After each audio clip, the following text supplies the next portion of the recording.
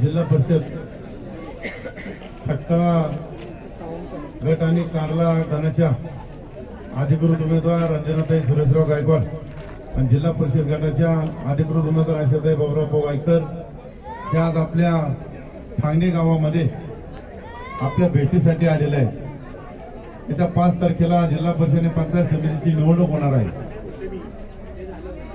टाकती पांगणे गावामध्ये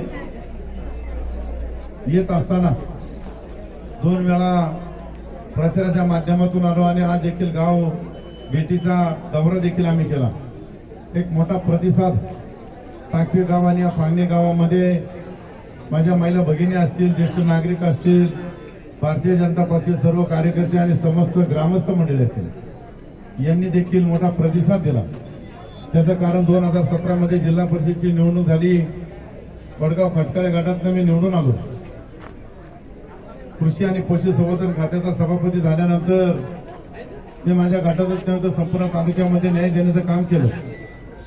अधिकचा निधी तालुक्यामध्ये देत असताना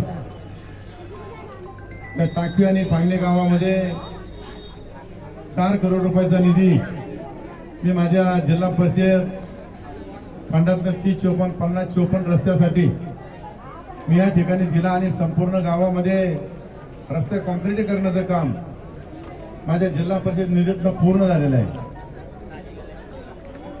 ज्या पांगणे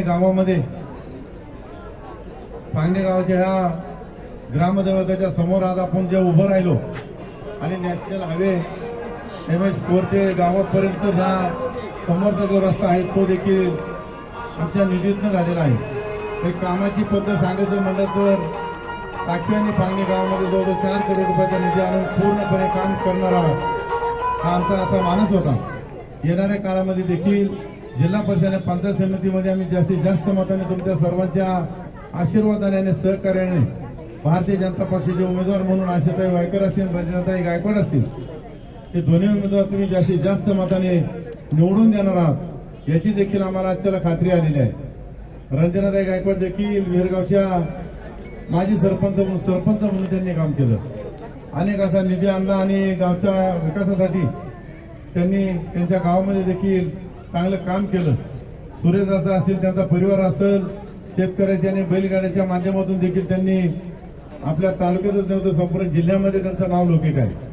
हे सर्व करत असताना येत्या 5 तारखेला जिल्हा परिषद आणि पंचायत समितीची निवडणूक या ठिकाणी होणार आहे।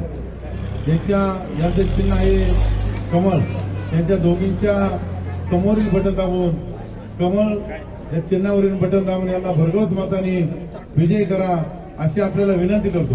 रंजनाताई गायकवाड आगे बढ़ो, हम तुम्हारे साथ हैं। आशाताई वायकर आगे बढ़ो, हम तुम्हारे साथ हैं। रंजनाताई गायकवाड आगे बढ़ो, हम तुम्हारे साथ हैं। मावळ तालुक्यातील वास्तव पाहण्यासाठी मावळ सत्य लाईव्ह बुलेटिन न्यूज चॅनलला YouTube वर सबस्क्राईब करा आणि बेल आयकॉन प्रेस करा।